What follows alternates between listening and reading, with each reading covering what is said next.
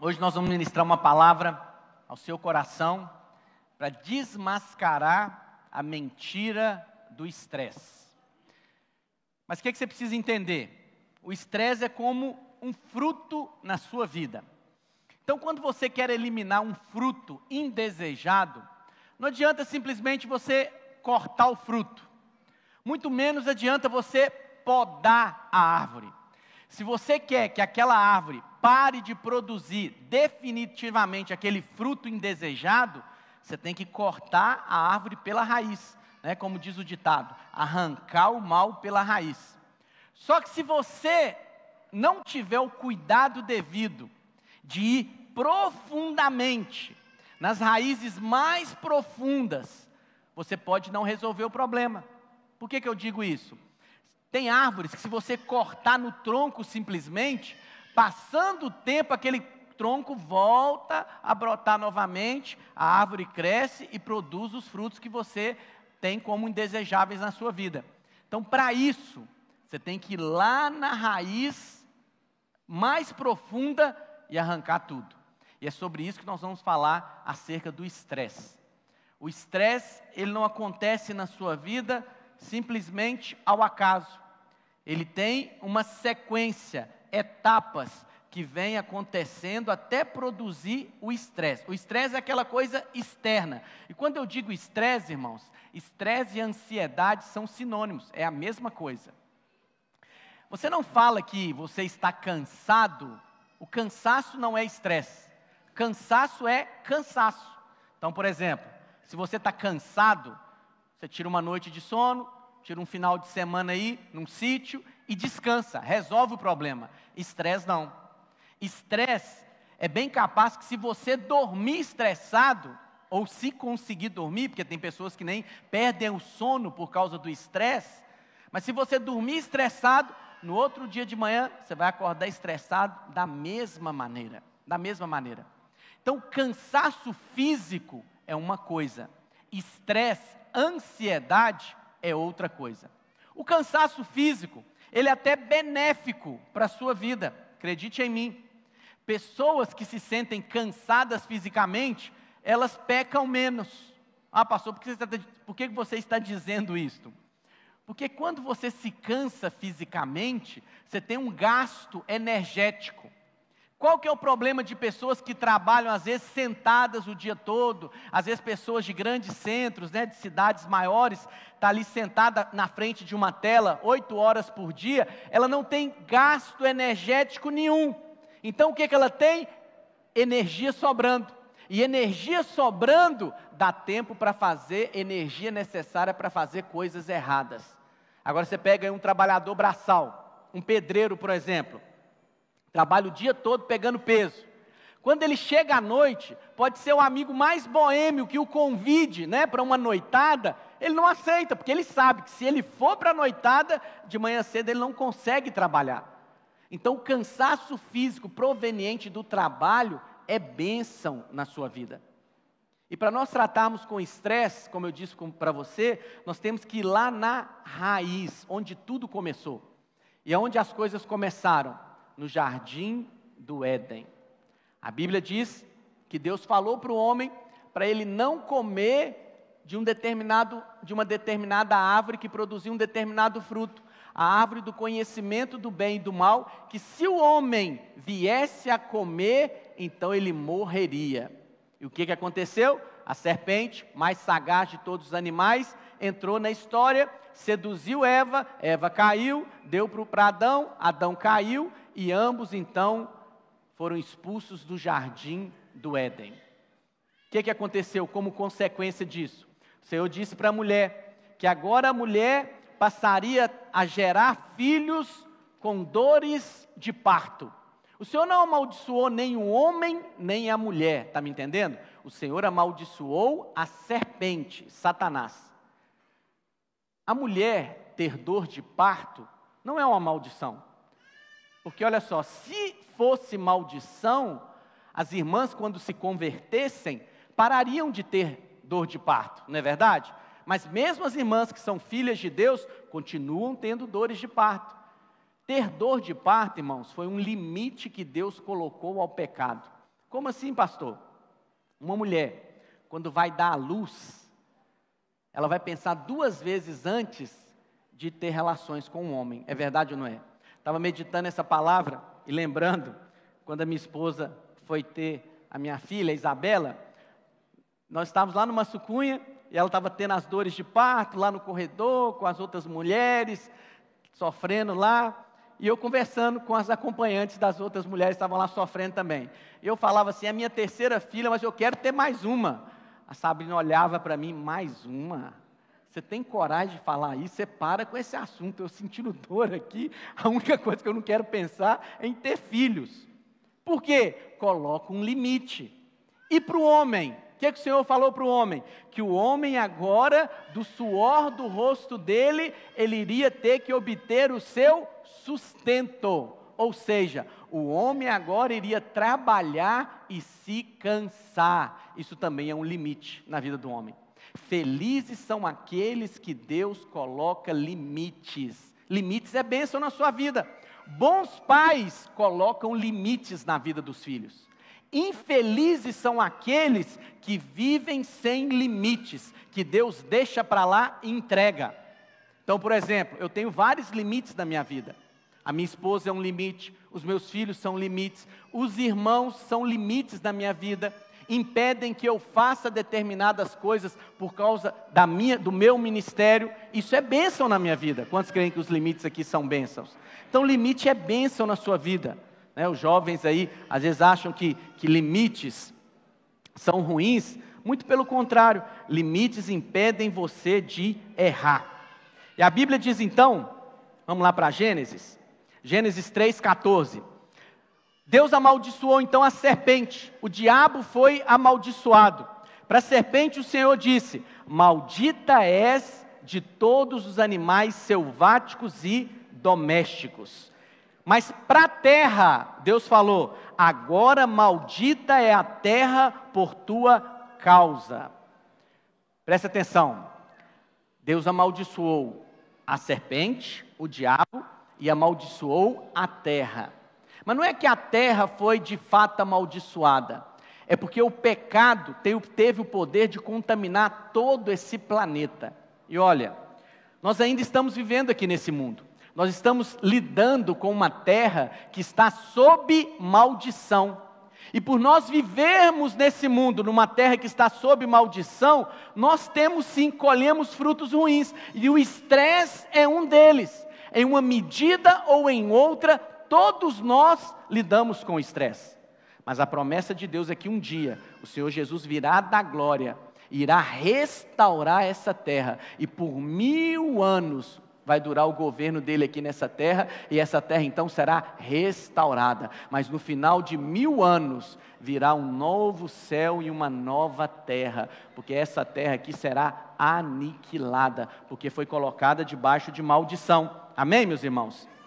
Então, para a mulher, o Senhor falou, vou multiplicar dores do parto. E para o homem, versículo 19, você vai trabalhar, vai comer do suor do seu rosto, e agora você vai morrer, porque você é pó, foste feito do pó, e ao pó voltarás. Como eu disse para você, isso não é maldição, isso é um limite, é uma proteção para a vida do homem. Feliz é aquele que é limitado, que tem um pai que coloca limites na sua vida. Mas trabalhar com o suor do rosto não é maldição. Agora, o que é esse suor? Suor é resultado de um desgaste. Imagina Adão, irmãos, antes da queda. Adão era um homem rico, próspero.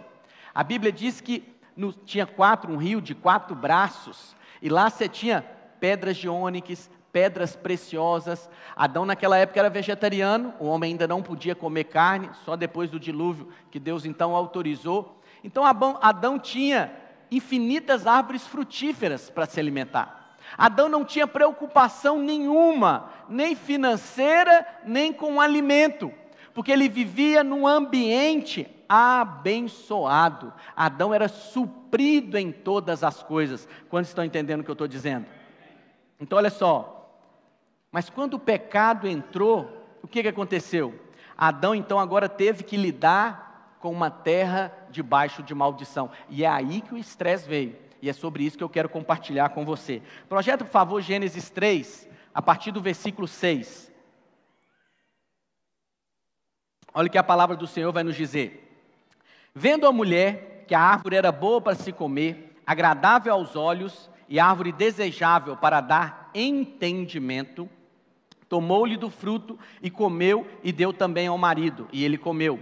Abriram-se então os olhos de ambos. É interessante que essa expressão aqui, abriram-se então os olhos de ambos, é a mesma expressão lá, quando o Senhor Jesus vem ter com os seus 2 discípulos no caminho de Emaús, e quando ele parte o pão, que aponta para a ceia, e aqueles discípulos comem o pão, a Bíblia diz então que os olhos deles se abriram.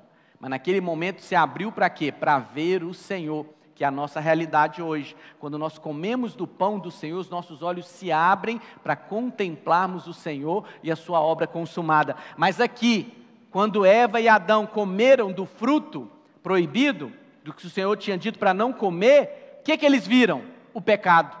Abriram-se-lhe os olhos de ambos e, percebendo que estavam nus, coseram folhas de figueira e fizeram cintas para si. Quando ouviram a voz do Senhor Deus que andava no jardim pela viração do dia, esconderam-se da presença do Senhor, o homem e sua mulher, por entre as árvores do jardim. E chamou o Senhor Deus ao homem e lhe perguntou: onde estás? É a primeira pergunta do Velho Testamento. A primeira pergunta do Velho Testamento é: onde está o homem?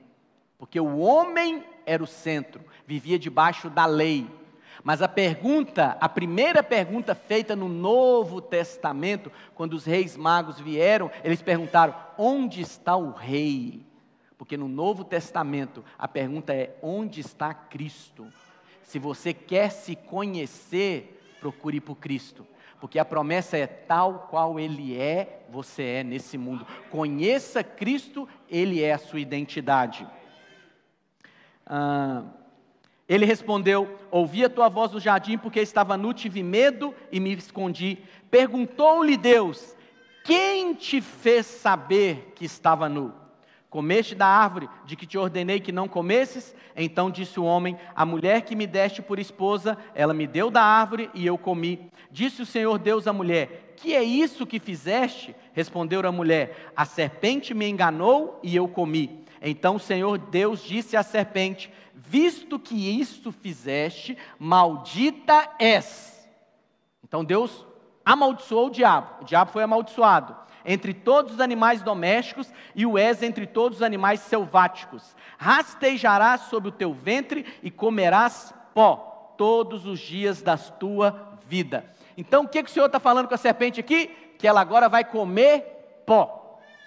Só que nós sabemos que cobra não come pó, minhoca come pó, minhoca come terra, cobra não, porque isso aqui é simbólico. O homem foi feito do pó da terra. Mas qual a parte do homem que foi feita do pó da terra? A sua carne.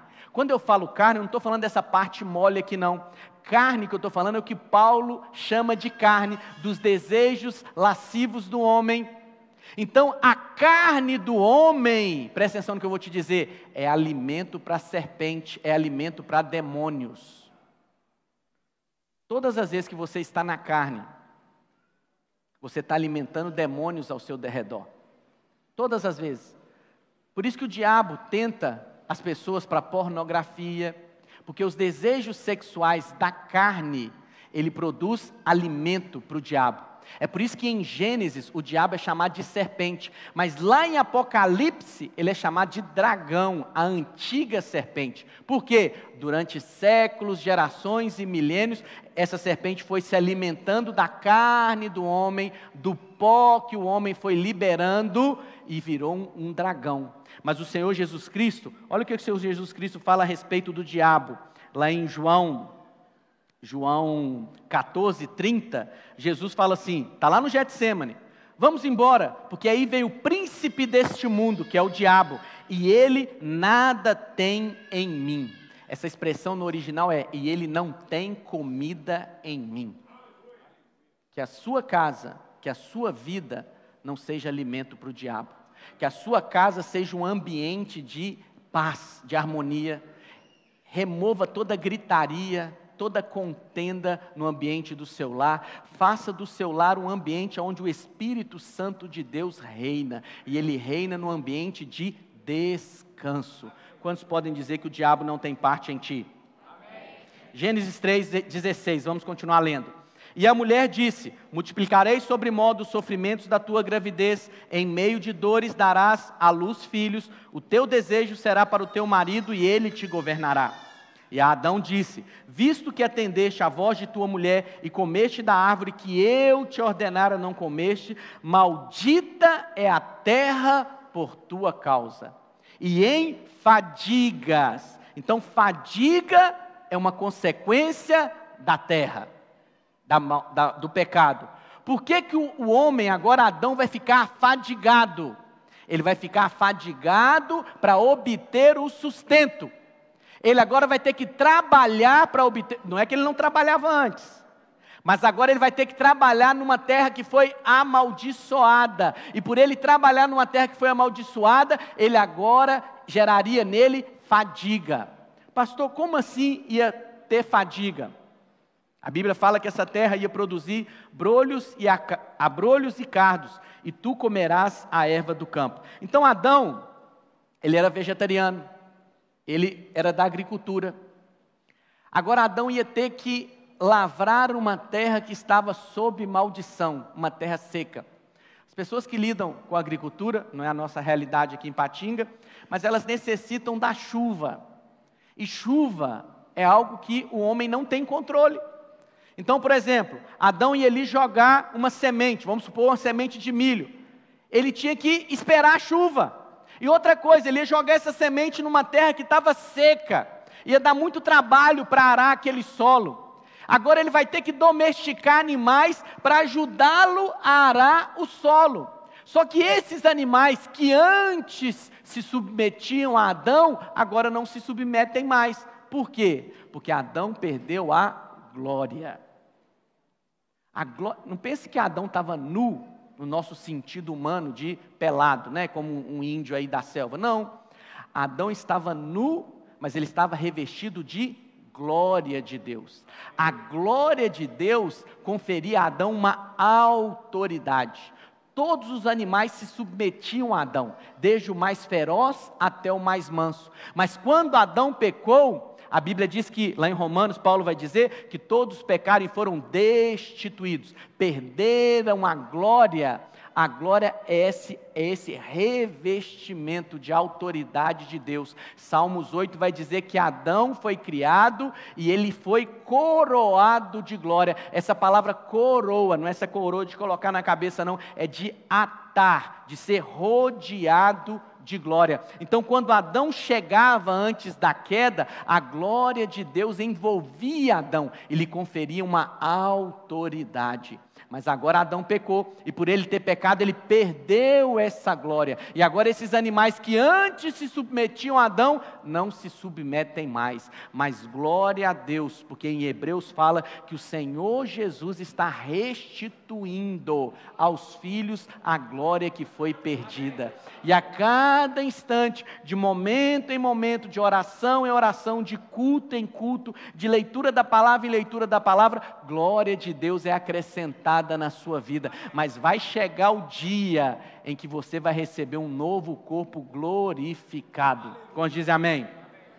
Então Adão estava sofrendo agora, ele estava afadigado. Versículo 19: no suor do rosto comerás o teu pão, até que tornes a terra, pois dela foste formado, porque tu és pó e ao pó tornarás. Então vamos entender essa equação da morte, né? E eu vou fazer aqui do final para o início. Vou começar do estresse. O estresse é o fruto. O estresse, a ansiedade, a preocupação, é tudo a mesma coisa, é o fruto. Como eu disse no início da palavra para você, não adianta você arrancar o fruto, né? Você vai para um resort, isso não resolve o problema. Você tem que ir lá na raiz. E nós vamos esmiuçando até chegarmos na raiz. O que de fato levam as pessoas a ficarem estressadas, ansiosas, preocupadas. Quantos querem se livrar disso? Pastor, eu quero me livrar disso. Mas olha, não adianta você se livrar mudando o exterior. É o meu trabalho que me estressa, eu vou trocar de trabalho. Não adianta. É porque eu não tiro férias, é por isso que eu estou estressado. Não adianta. Você tem que ir na raiz, resolver o problema lá profundamente. E uma vez que você resolve o problema da raiz, o fruto é eliminado da sua vida. Amém? Então vamos ver aqui. Lá em Gênesis 2, fala que Adão, então, ele tinha toda a provisão do jardim. Como eu disse para você, ele era rico, suprido, não tinha necessidade de coisa alguma. Mas agora que ele perdeu essa glória e está tendo que lidar com uma terra que está amaldiçoada, agora então ele fica estressado, fadigado. Porque imagina só, ele lança a semente, o solo está duro por causa do sol, que o sol é inclemente. Ele tem que esperar pela chuva, mas não sabe se a chuva vem.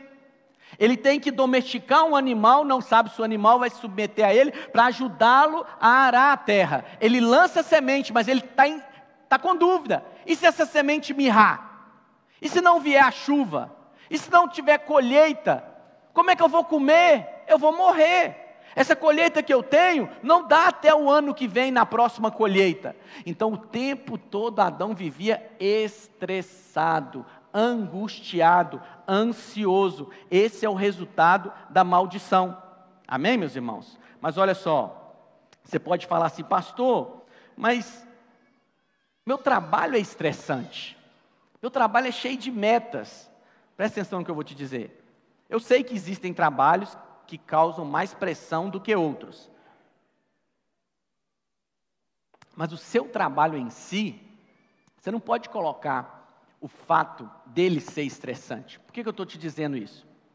Vamos supor que você trabalha num local onde te exige metas. E aí você fala, e se eu não cumprir a meta desse mês? Eu vou ter um problema. Mas se eu não cumprir a meta do mês que vem, vai ficar pior. E se eu não cumprir a meta daqui a 2 meses, eu corro o risco de eu ser demitido. E se eu for demitido, como é que eu vou pagar minhas contas? Vou perder meu plano de saúde. E se eu ficar doente, como é que eu vou arrumar? Eu posso vir a morrer. Então presta atenção no que eu estou te dizendo. O seu medo, na realidade, se você for destrinchando ali um miolo até chegar no centro do problema, é o medo da morte. É o medo da morte.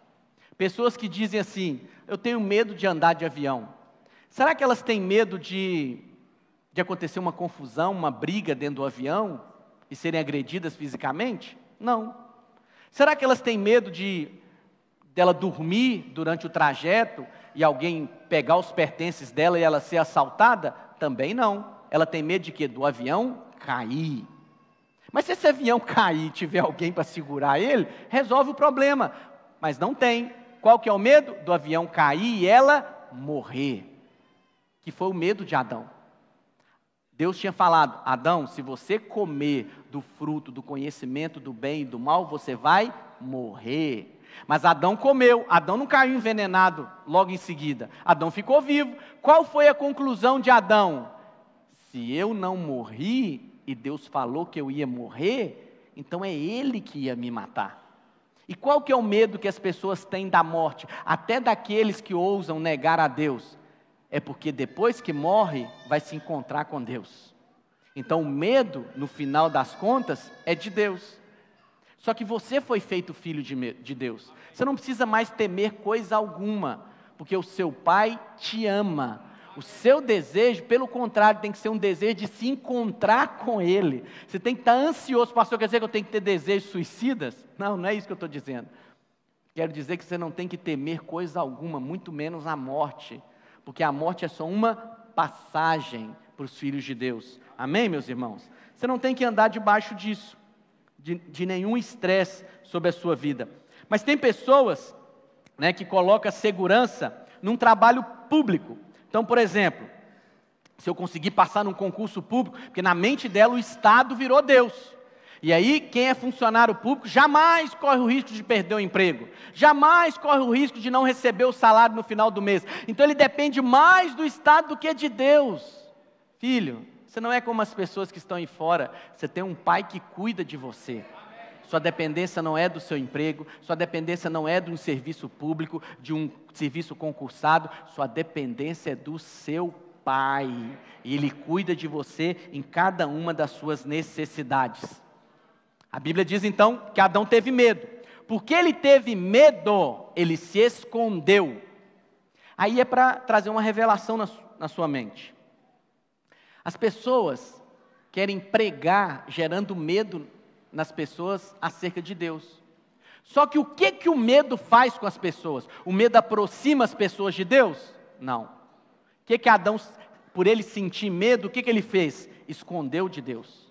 Quando você fala, é Deus que está pesando a mão, cuidado com a mão de Deus, você está afastando as pessoas de Deus, porque essa é a tendência, afasta as pessoas de Deus.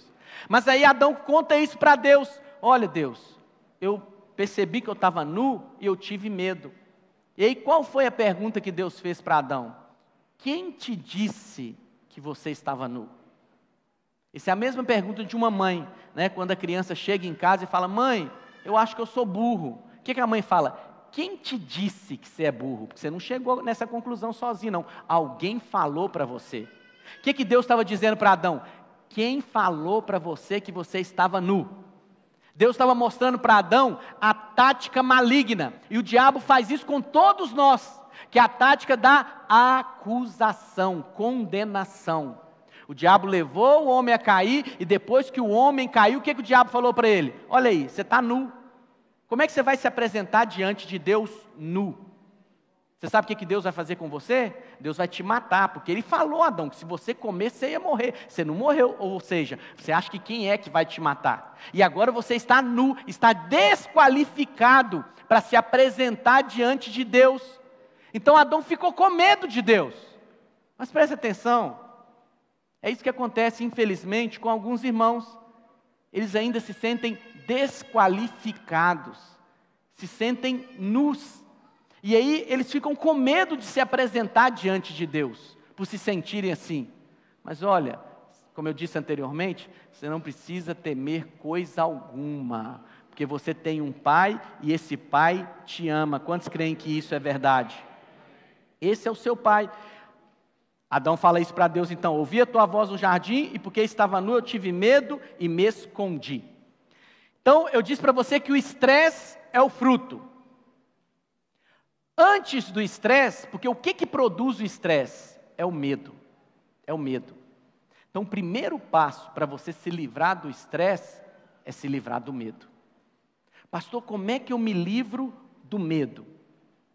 A Bíblia vai dizer que o perfeito amor lança fora todo medo. Projeta para mim 1 João 4, versículo 17. Nisto é em nós aperfeiçoado o amor, para que no dia do juízo mantenhamos confiança, pois segundo Ele é, também nós somos nesse mundo. No amor não existe medo. Olha o que a Bíblia está dizendo. No amor não existe medo. Então, se tem medo, é porque não está no amor. Entende o que eu estou dizendo? Se tem medo, é porque não está no amor. Mas olha só, aí o crente pensa o seguinte: se eu não estou no amor, é porque eu não amo a Deus. Porque às vezes você lê a Bíblia e você acha que você é o centro da palavra, ou o outro é o centro. Não, a Bíblia é Cristo. Cristo é o centro. Então, esse amor é o amor de Cristo, não é o seu amor. Quando a Bíblia diz que no amor não existe medo, é no amor de Cristo. Se você está com medo, é porque você não está no amor de Cristo. O que é isso, pastor? É porque você não está tendo revelação de que você é amado por Ele. Porque quando você diz, eu estou com medo de perder o meu emprego, o que você está dizendo? Deus não me ama. Eu estou com medo de passar fome. O que você está dizendo? Deus não me ama, Ele vai deixar eu passar fome. Eu estou com medo de ficar doente. O que você está dizendo? Deus não me ama, Ele vai deixar eu ficar doente. Eu estou com medo de ser atingido por esse vírus. O que você está dizendo? Deus não me ama. Eu posso pegar esse vírus, eu posso ir para uma UTI, ficar entubado e morrer. E aí, continuando o texto. No amor não existe medo. Antes, o perfeito amor lança fora o medo. Qual que é o perfeito amor? Perfeito amor é o nosso amor? Não, nosso amor é imperfeito. Eu amo a minha esposa e ela me ama. Mas tem dias que, se fosse possível, como eu te contei a história lá do hospital, ela me mandava para o céu naquela hora. Graças a Deus que não foi. Mas olha, o nosso amor é imperfeito. O perfeito amor é o amor de Deus por nós. Só Ele tem o perfeito amor. O nosso amor é imperfeito. Uma hora nós amamos, uma hora nós não amamos. Mas graças a Deus, porque o amor de Deus é perfeito e Ele não depende de nós. Quando eu me comporto bem, Deus me ama. Quando eu piso na bola, Deus continua me amando. Porque o amor de Deus por mim não depende de mim, depende dEle. Quando dizem amém. Mas esse amor que é perfeito, ele precisa ser aperfeiçoado em mim e em você. Olha o que diz o texto. O medo produz tormento. Pessoas com medo são pessoas descompensadas, atormentadas. Logo, aquele que teme não é aperfeiçoado no amor. Presta atenção. Você tem que raciocinar espiritualmente aqui. O perfeito amor é o amor de Deus por mim. Se eu estou com medo, eu não estou sendo aperfeiçoado nesse amor. Como é que eu sou aperfeiçoado no amor de Deus? Quando eu tenho revelação de que Ele me ama. Ele me ama, Ele cuida de mim. E como é que eu sei que eu estou crescendo em perfeição neste amor? Quando o medo é removido da minha vida. Eu não tenho medo de coisa alguma, por quê? Porque eu tenho um Pai que me ama e Ele cuida de mim. Mas as coisas são ruins para você.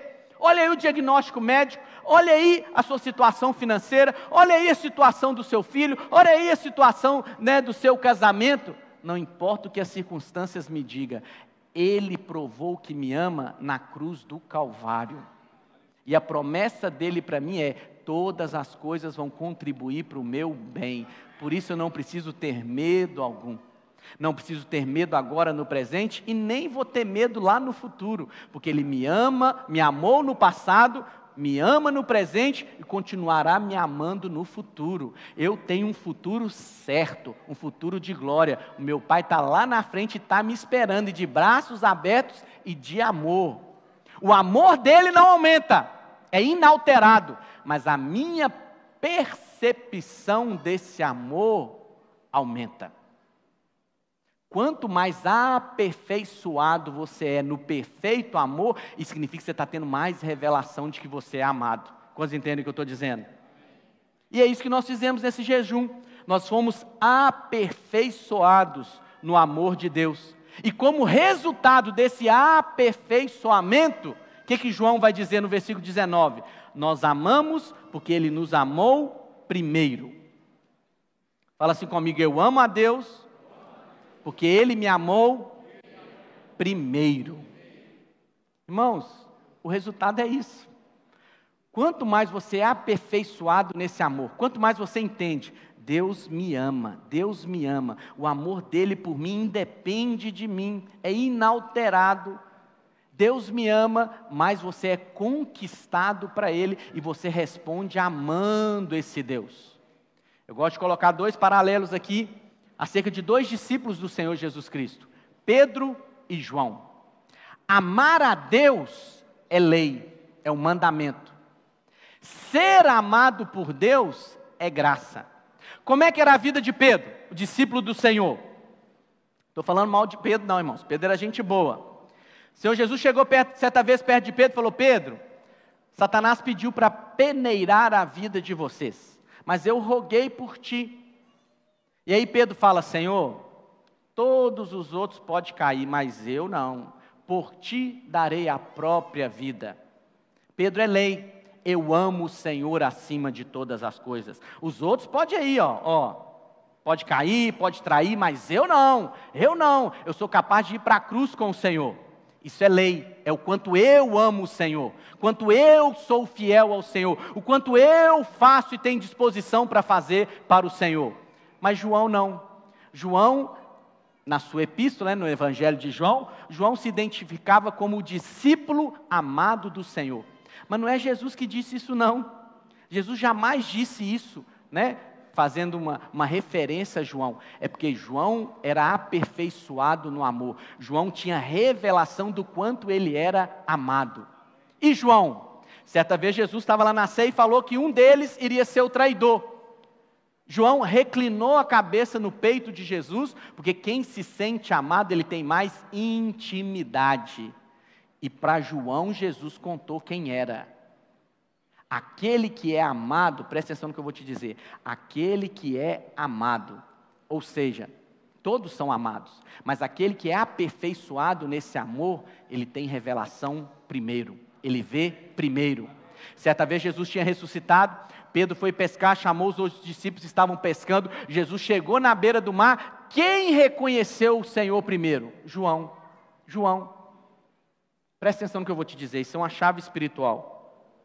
Quem é aperfeiçoado no amor, Deus conta para ele primeiro. Ele percebe a mão de Deus nas circunstâncias. Quem anda debaixo da lei, no quanto ele ama o Senhor, ele enxerga só o natural. E qual o resultado disso? Pedro falou, eu amo o Senhor, eu darei por ti a própria vida. Mas o que Pedro fez? Negou o Senhor 3 vezes diante de servos, de empregada. João não, João estava juntamente com Maria, mãe de Jesus, lá aos pés da cruz. Eu quero ser aperfeiçoado nesse amor, quantos querem também? Eu não quero ser conhecido por quanto eu amo a Deus, eu quero meditar no quanto eu sou amado pelo Senhor. O nome João é Iohanan no original e significa o Senhor é gracioso. Então ande debaixo dessa graça.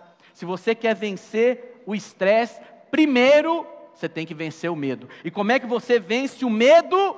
Meditando no quanto você é amado. Quantos estão acompanhando? Então o estresse é o fruto. O que gerou o fruto do estresse? O medo. Adão teve medo e ficou estressado.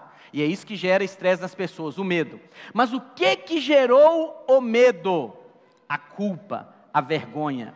Adão falou para o Senhor, eu percebi que eu estava nu e por isso eu tive medo.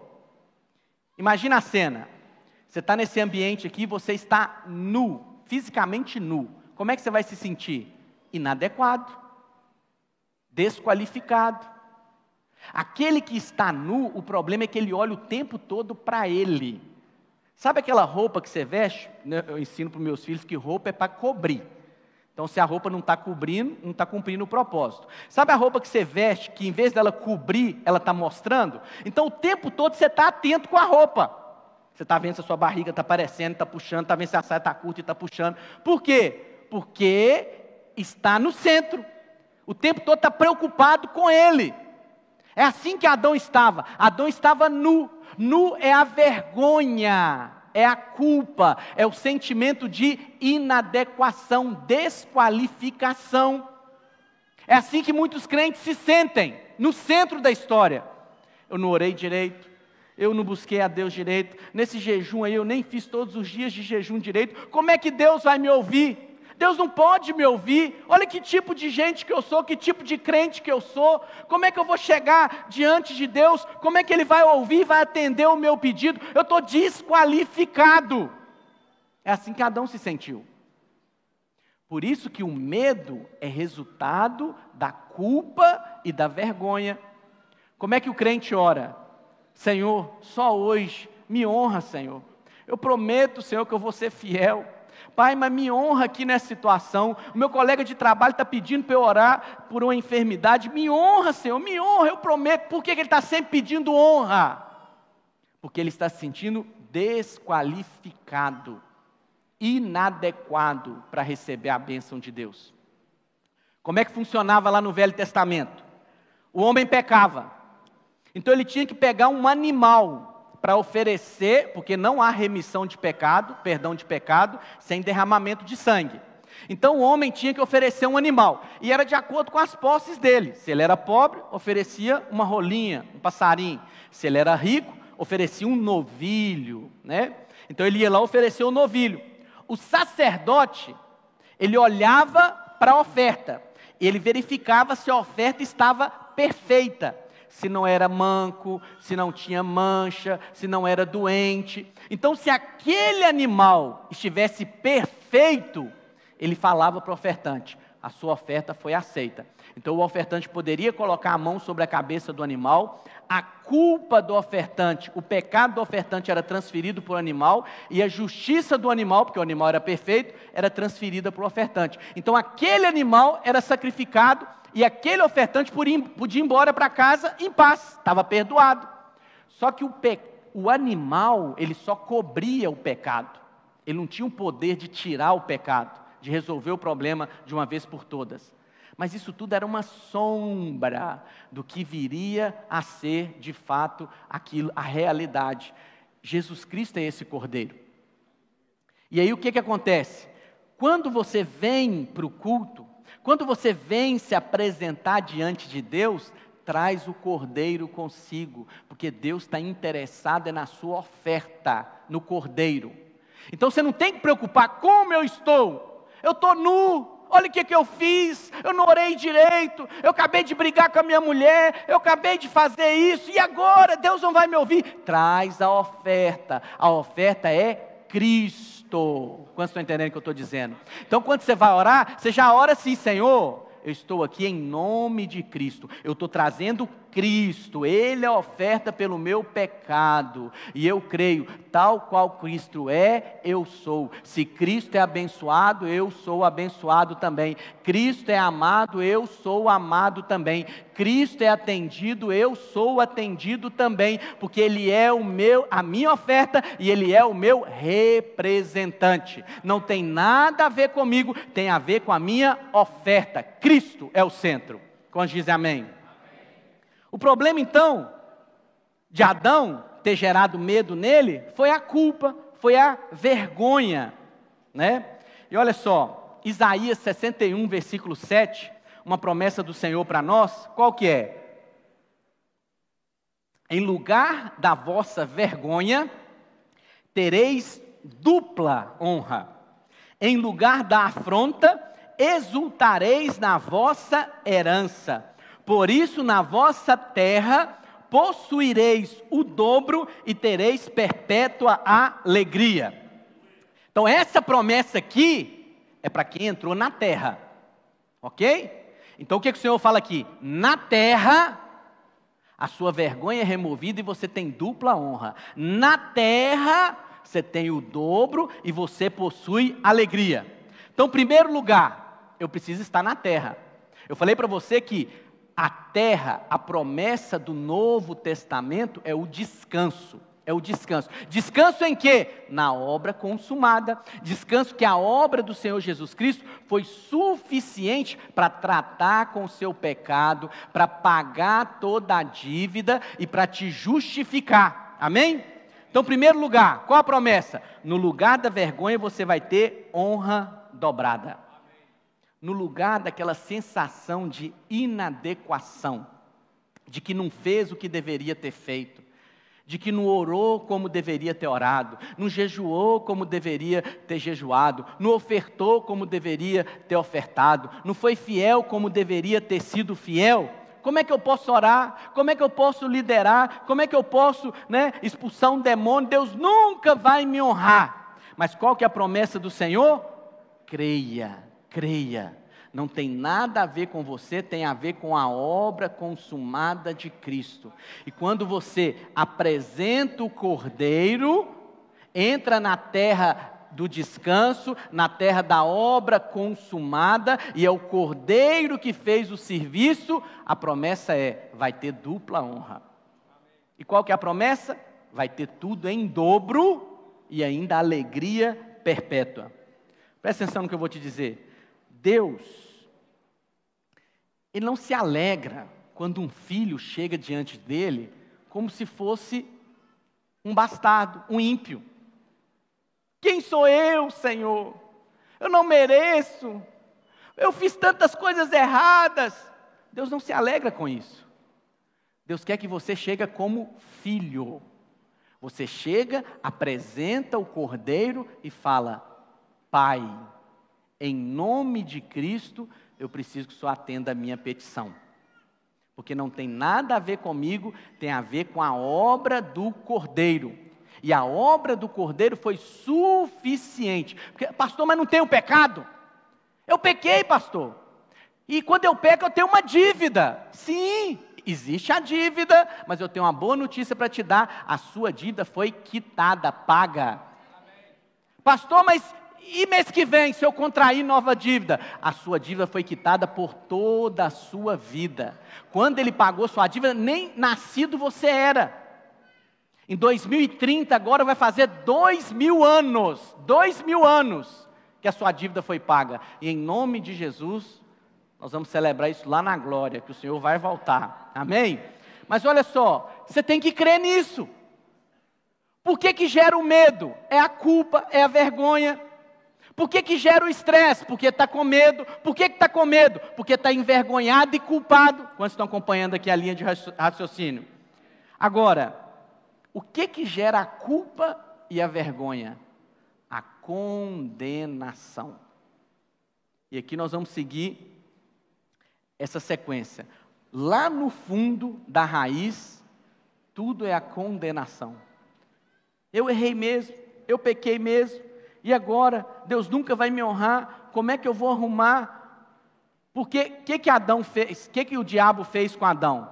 Primeiro ele levou Adão a cair, e depois ele levou Adão a se sentir culpado, com vergonha. Mas o que gerou a culpa e a vergonha em Adão? A condenação do diabo. Por isso que Deus perguntou: quem te disse que você estava nu?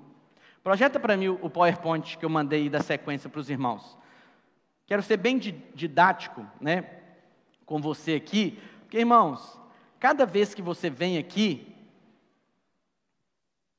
você não vem para ouvir uma doutrina nova, uma palavra nova. Você vem aqui para ser exposto à mensagem do Evangelho, e essa mensagem do Evangelho tem sim poder de mudar a sua vida. De mudar a sua vida. Se você entender essa sequência que eu estou te passando aqui à noite, sua vida vai ser transformada. Transformada. Então vamos recapitular aqui. Qual que é a origem de tudo? A condenação. Foi isso que o diabo fez com Adão. Aí você comeu do fruto. Homem nenhum pode dizer que não há pecado na vida dele. O diabo sabe qual a sua falha, qual o seu erro. Ele sabe do erro que você cometeu e da falha, porque você deveria ter feito uma coisa certa e não fez. Então ele sempre tem motivos reais para te condenar. Então a primeira coisa que você tem que fazer é rejeitar toda a condenação. A palavra do Senhor diz: já não há mais nenhuma condenação para aqueles que estão em Cristo Jesus. Quantos estão em Cristo Jesus aqui? Agora, antes dessa condenação, tem algo mais profundo ainda, que é a lei. A lei. Por quê? O diabo, com a única lei que existia lá no Jardim do Éden: não comerás do fruto da árvore do conhecimento do bem e do mal. O diabo usa a lei para te tentar. Então a única coisa que o diabo levou o homem a cair, a ser tentado, era transgredir uma ordem de Deus. A árvore do conhecimento do bem e do mal, em certa maneira, ela aponta para a lei. Deus não queria que Adão se alimentasse da lei, porque a árvore do conhecimento do bem e do mal é o quê? O que é certo e o que é errado. O tempo todo as pessoas perguntam: pastor, eu estou certo ou estou errado? Pastor, eu quero saber, isso aqui é certo ou isso aqui é errado? Isso é lei. É isso que leva a pessoa a se sentir condenada. Mas Deus queria que Adão comesse da árvore da vida. A árvore da vida aponta para o Senhor Jesus Cristo. O que é a árvore da vida? Não é se é certo ou se é errado. Presta atenção no que eu vou te dizer, vou abrir um parênteses aqui. Não estou dizendo que não existam coisas que são certas ou erradas. Existem sim. Mas o padrão de Deus para a sua vida não é viver debaixo da lei. A questão é: quem come da árvore da vida, e os irmãos comeram de Cristo, isso é para mim ou não é para mim? Não quer dizer se é certo ou errado, porque tem muitas coisas que são certas, mas que Deus não quer para mim. Quantos entendem o que eu estou dizendo? Então Deus queria que Adão comesse dessa árvore, da árvore da vida, que aponta para Cristo. Mas Adão comeu da árvore do conhecimento do bem e do mal. Adão comeu da árvore da lei, não comeu da graça. E porque ele comeu da lei, Adão agora está debaixo de condenação. Não viva debaixo da lei. Todo aquele que vive debaixo da lei, ele está debaixo de condenação. Mas pastor, nós somos acusados, muitas vezes, de tudo pode na videira, está estimulando as pessoas a pecarem, Certo dia uma pessoa me abordou e falou assim: pastor, na sua igreja, pode ou não pode beber? Eu falei: por quê? Porque eu conheço gente da sua igreja que bebe. Eu falei assim: mas nenhum deles pediu para mim se podia beber. Ninguém, nunca me perguntou. Ninguém nunca me perguntou se podia pecar. Se faz isso, faz por conta própria. Mas por que querem saber, querem nos acusar? Porque acham que a gente estimula ao pecado, mas não. A Bíblia diz que a lei é o aguilhão do pecado. Quem está debaixo da lei, ele vive mais na vida do pecado. Mas quem está debaixo da graça, o que Paulo vai dizer? Que o pecado não tem mais domínio sobre vós. Você quer viver livre do pecado? Viva debaixo da graça.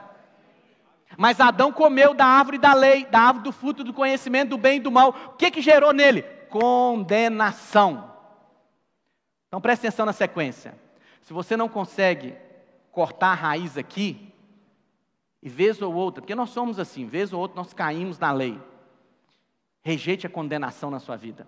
Eu pequei mesmo, eu errei mesmo. Aí eu estou vendo, eu errei mesmo. Rejeite a condenação. Porque Adão se sentiu condenado. Quem te disse, Adão, que você estava nu? E quando ele aceitou a condenação, o que aconteceu com ele? Próximo, se sentiu culpado. Estava envergonhado, desqualificado. Como é que eu vou apresentar diante de Deus assim? Olha aqui, quem sou eu? Como é que eu vou chegar diante de Deus e requerer alguma coisa? Como é que Deus vai honrar minha liderança? Como é que eu vou orar? Não, vou pedir outro para orar no meu lugar.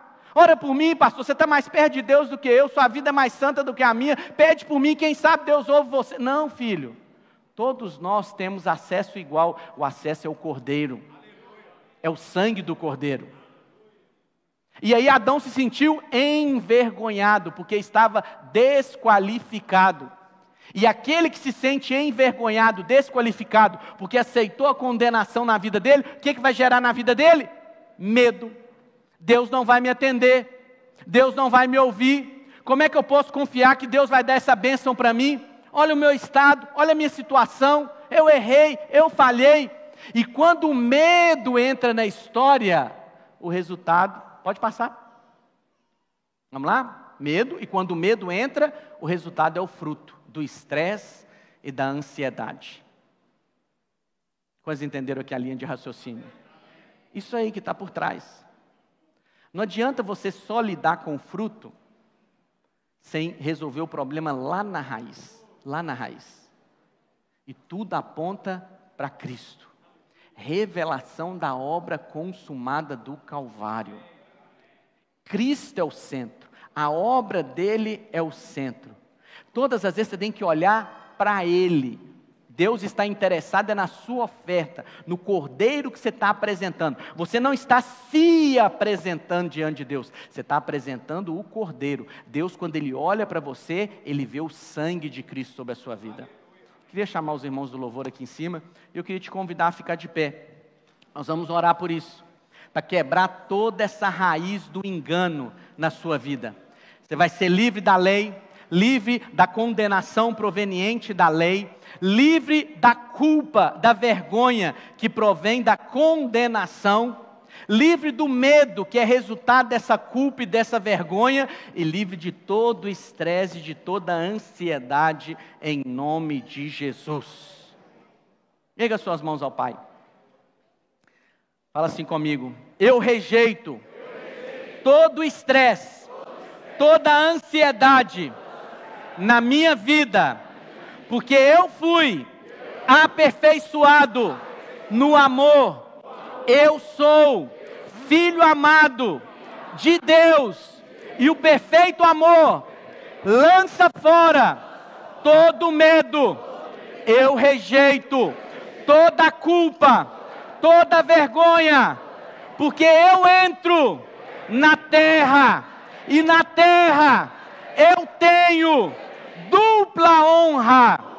Eu rejeito toda a condenação da lei, porque eu não estou debaixo da lei, mas sim debaixo da graça. Eu me aproprio pela fé da obra consumada, do sangue vertido no Calvário, em nome de Jesus. Aleluia. Aleluia.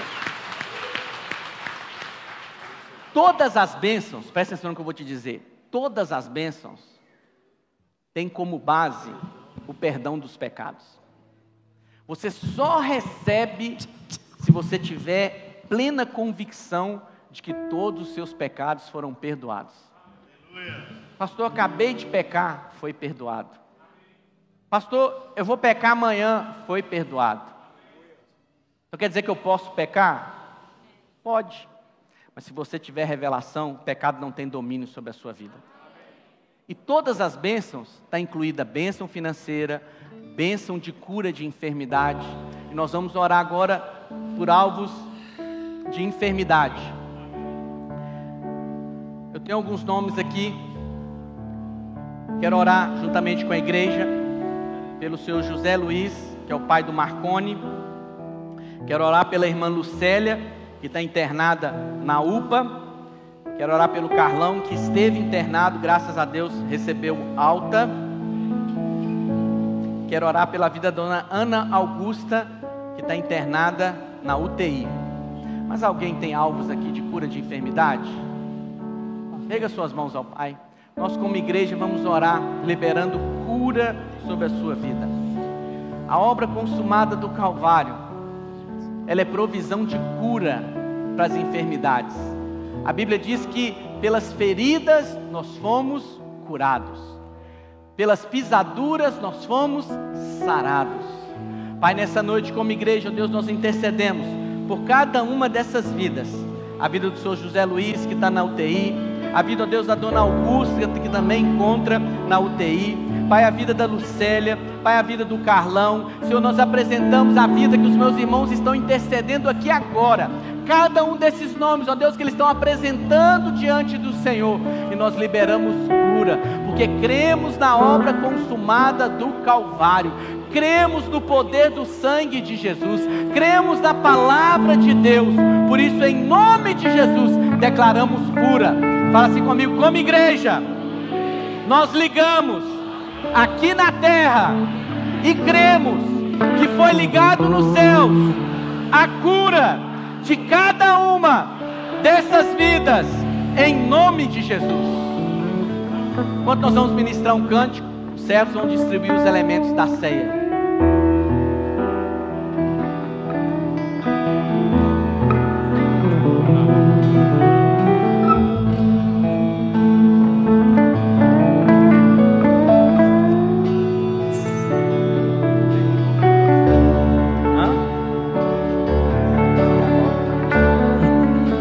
Por toda a minha vida, ó Senhor, te louvarei. Aleluia. Pois meu fôlego é a tua vida, e nunca me cansarei. Posso ouvir a sua voz, é mais doce do que o mel, que me tira dessa cova e me leva até o céu. Já vi fogo e terremotos, vento forte que passou. Já vivi tantos perigos, mas tua voz me acalmou. Tu dá ordem às estrelas, tu dá ordem às estrelas,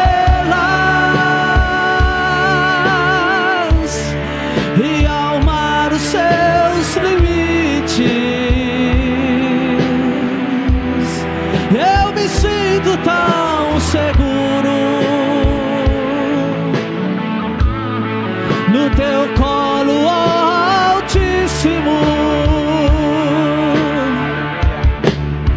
E não há ferrolhos, nem portas que se fechem diante da sua voz. Não há doença, nem culpa que fiquem de pé diante de nós. E a tempestade se acalma na voz daquele que tudo criou, pois sua palavra é pura, é escudo para os que nele creem.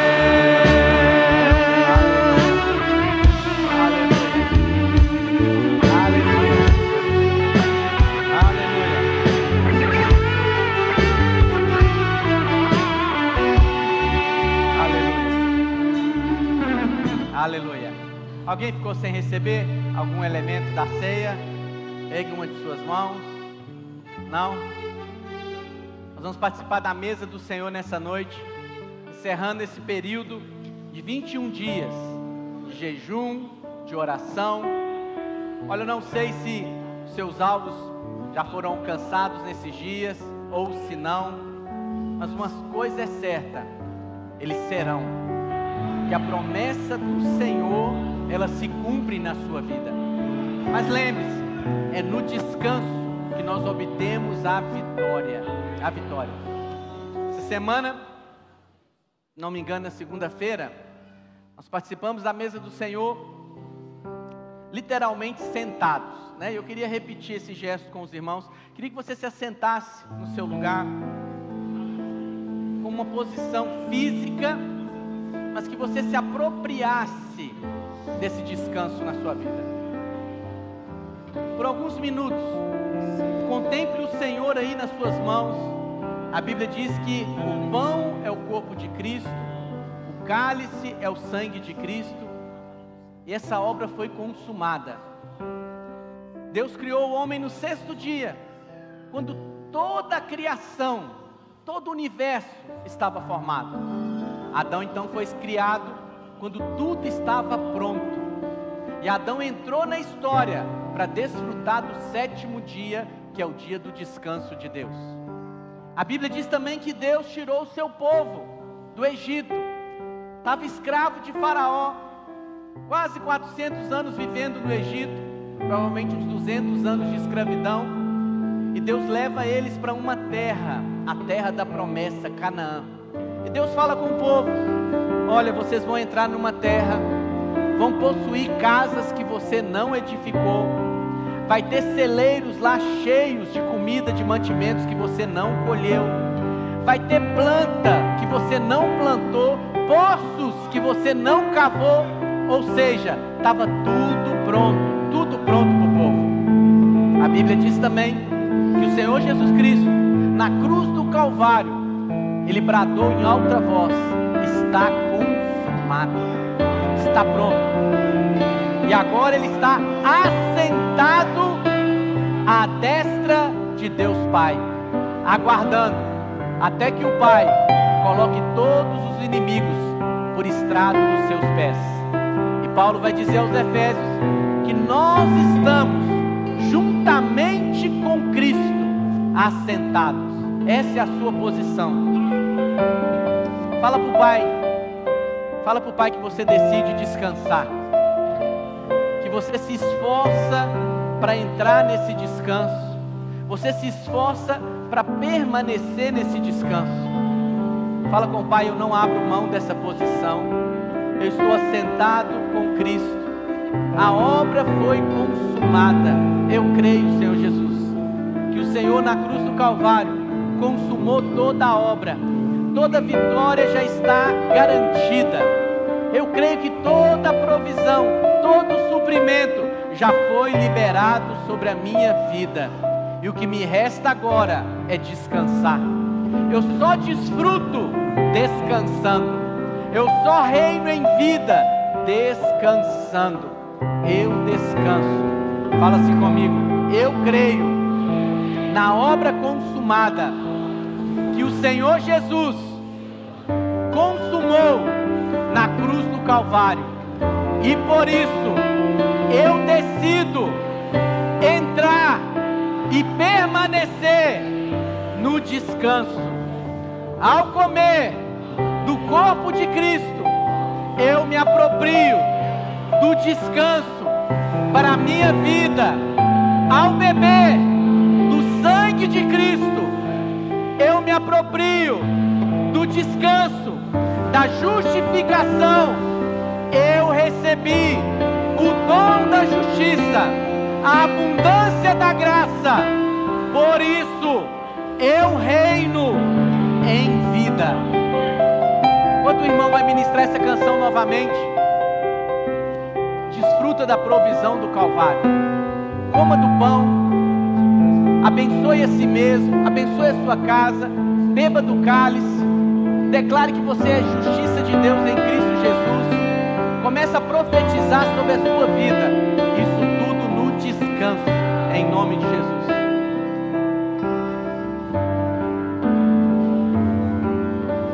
Que nos lava dos pecados e nos traz restauração. Nada além do sangue, nada além do sangue de Jesus.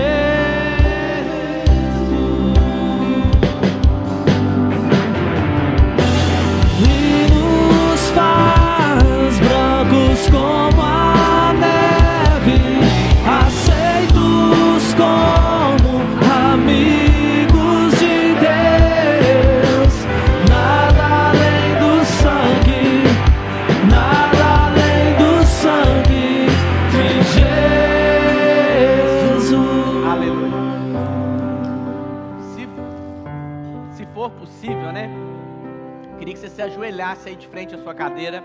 Nós vamos orar, encerrando o nosso período de jejum e oração, consagrar ao Senhor esses dias e declarar que nós cremos que a nossa oração, a nossa petição foi ouvida.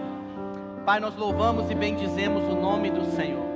Obrigado, Deus, por esses dias, 21 dias de jejum, de oração intensificada. Obrigado, Pai, porque nós temos o acesso liberado. O acesso nos foi dado através da obra consumada de Cristo. Por isso, Pai, nós cremos que as nossas petições são ouvidas, mas não somente ouvidas, mas atendidas. Pai, nós entregamos esses 21 dias nas mãos do Senhor e cremos, ó Deus, que o nosso milagre, que a nossa oração já foi atendida. Cremos, ó Pai, que o nosso milagre está às portas.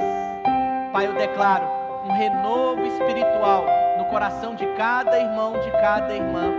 Eu declaro, ó Deus, glória de Deus acrescentada na vida dos meus irmãos. Eu declaro aperfeiçoamento no amor que excede todo entendimento, incompreensível humanamente, mas recebido por revelação do Espírito.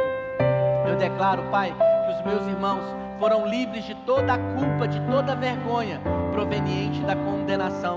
Eu declaro, Senhor, em nome de Jesus, que os meus irmãos decidem viver debaixo da graça, com revelação da graça do Senhor Jesus Cristo sobre as suas vidas. E eu declaro que eles descansam.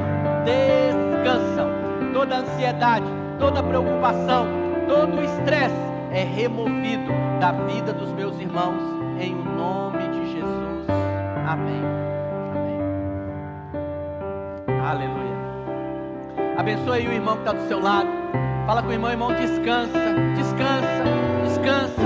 Desfruta da promessa de Deus. Nós vamos ter, irmão, devido ao nosso encontro, presta atenção aqui em mim que eu esqueci de dar um aviso para você. Nós vamos ter uma jantinha ali fora, como algo para custear o nosso encontro. Os irmãos fizeram 100 jantinhas A cada 10 jantinhas vai dar uma inscrição. Então abençoe ali os irmãos, o nosso encontro com Deus, comprando uma das jantinhas, amém? Deus abençoe sua vida.